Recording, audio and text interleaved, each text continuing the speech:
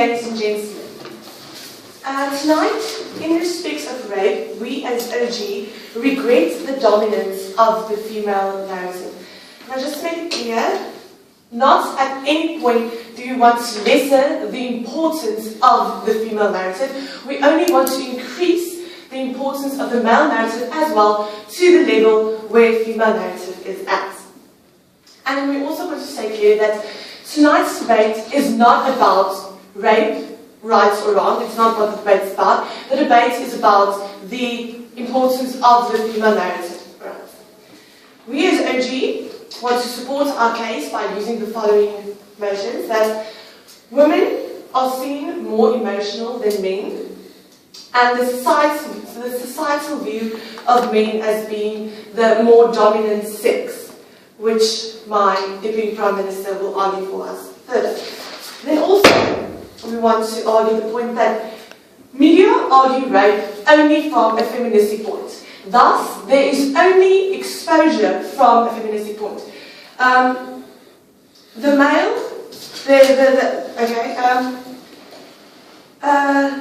Boys then seem to believe, because they see in the media, that they are immune to rape. Because they don't read about other men being raped, they tend to believe that they are immune to rape. Information. Just a second, please.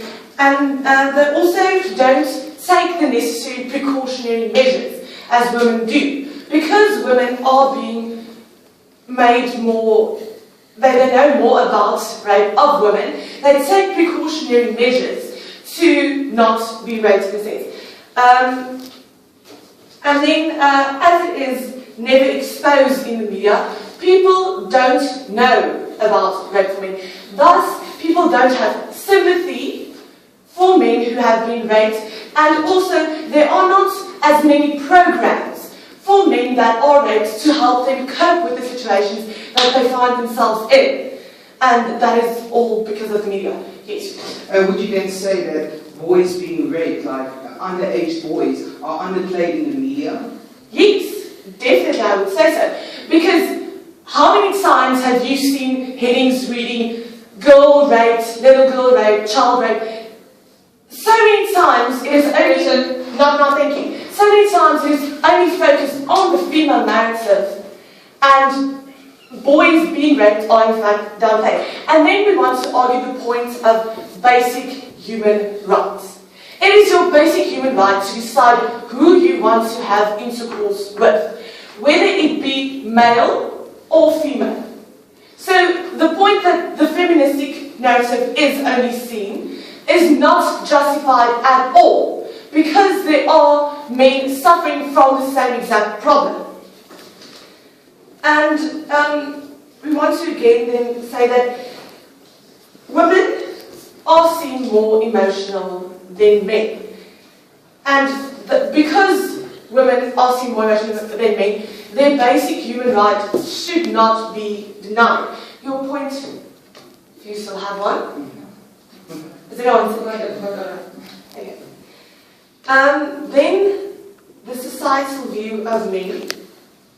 Men are seen as weak in society.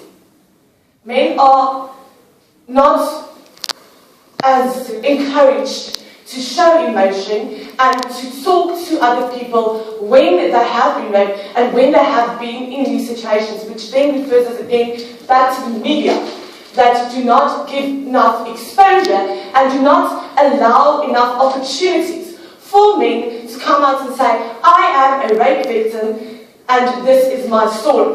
As we have seen many women, just a second please, as we have seen many women come out, tell their story, and then be better women afterwards. Your point?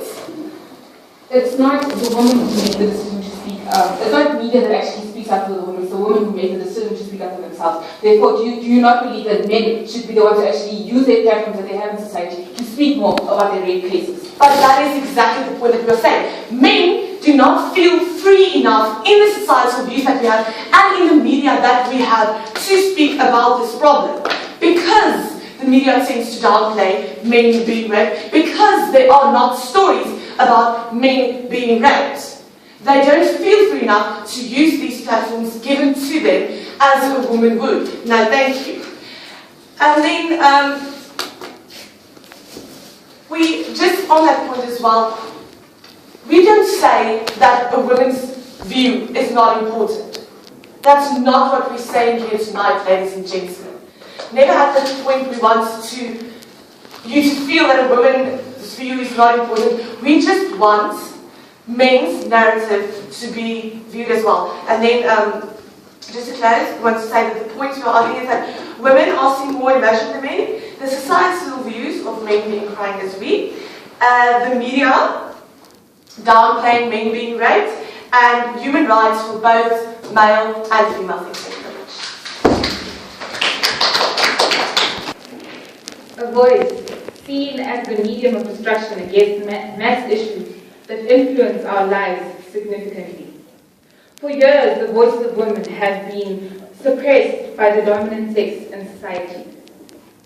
Rape victims are mainly women, as have been proven in statistics, in the South African Rape Statistics website. It has been proven that, or it's been suggested that in the next possibly 10 to 20 years, the numbers of women being raped each year will increase by numbers of close to 50 to 60% each year. No, in the period, sorry. The reasons for men, we are not hearing as many issues about rape, men being raped, is not due to the fact that media refuses to actually speak about these issues, but it's rather because individuals choose not to use the platforms that are given in society to speak openly about their issues. Women were not given the platform to speak by media. They had to fight for those platforms that they are given now. Each woman that speaks about a rape does not do so because out of her own choice, but rather because she knows that she has the opportunity to make a significant change in something that is affecting mostly, or almost nearly every woman in our society. On a point of information, you say now that men have the same platform that women have. Why would you say that men don't stand up then? Because clearly they choose to stick to what the norms are in society. They choose to believe that they are not of the same. If you, how can I say? Men choose not to speak because they believe that it would make them less manly in the eyes of the society. But that has nothing to do with the media.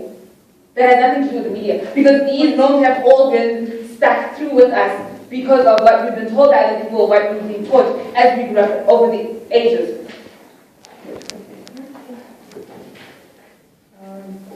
Rape has significant influence in the lives of a woman. We do not only speak about something that has been taken away from you, such as that can never be given back to you, but we are speaking of things such as women falling pregnant. We're speaking of things such as emotional scarring. We're speaking of things such as, even to the extent of mental effects that women are going through. Unlike whereas a man doesn't really have so much to speak about when it comes to their experiences in rape. Rape nowadays is seen as a form of power amongst the male society. Therefore, I believe that the reasons for us not having men speaking up about their rape is due to the fact that they are, in most cases, the individuals who are causing the rape rather than the individuals who are suffering from it. Through the media, men have power.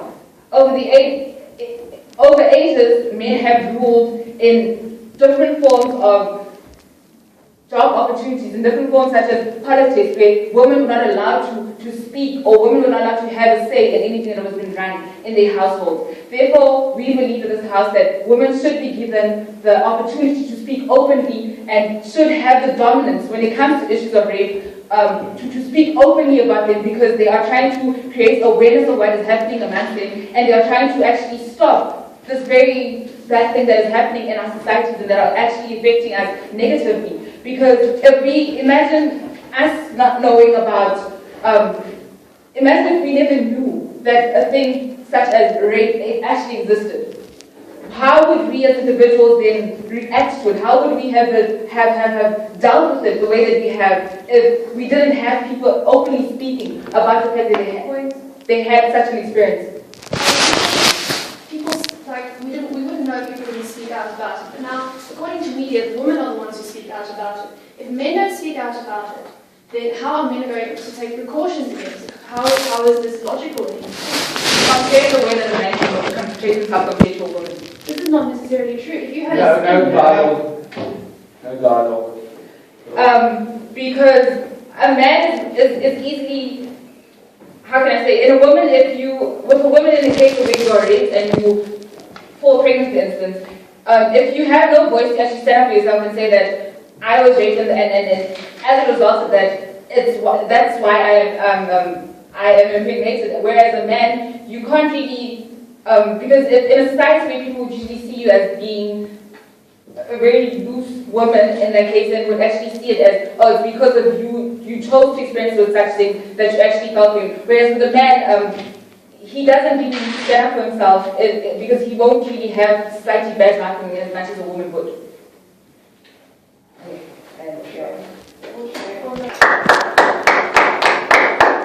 Okay, begin to ask Lodge. We, as the government, would like to point out a few points of rebuttal before I even get going into this argument, alright? We had opening opposition mention that there are statistics which prove women are more raped than men. But how do you know that these statistics are true if men are not able to speak up because of what media portrays men being raped as less important than women because men are the dominant sex? This is a societal view that has come into play many, many times over the years. If you're a feminist, you may choose to disagree, obviously, but we maintain, and we maintain strongly, that we don't want to downplay the narrative of women, but the fact that men are raped is a very real problem in society. And the problem is that because men are viewed as a strong, powerful sex, they themselves cannot speak out because it is viewed as being weak. I want to reiterate this point with a case of men coming back from war, PTSD, post-traumatic stress disorder. When men come back from war, they suffer nightmares, psychotic breakdowns, psycho-emotional issues. Why then would they not suffer if they are raped? Men have emotions. They experience rage, love, happiness. But if they are raped, why then can they not speak up? This is because society and media views them as being superior. They cannot speak up because then they are weak. They must be there for the women to protect them. But they can't if they're raped. And how does this play together if men cannot speak out because if they speak out, they are viewed as weak? Okay. We as opening government then see that men are not, they should not be portrayed as the dominant sex as equal to women when it comes to the case of rape. Rape is a very serious problem, and we reiterate that it is not in any case we are downplaying the woman's narrative, but we view that it should be viewed as equal. Because why, in one case, it is worse for a woman to be raped than for a man to be raped. Rape is a problem that should be addressed. We want to ask, and we want to state, why do we see that women being raped is more important than men being raped? Why is this happening? And I hope somebody can address this. Because we think that women, because they're viewed as this dominant species, as sex, must be portrayed through the media. They must have a voice. Why can't men have a voice? That is what we want to reiterate and want to emphasize as opening government.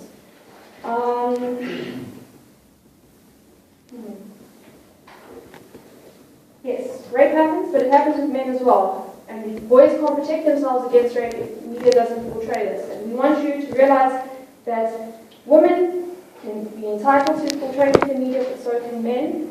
And yeah, that's pretty much it.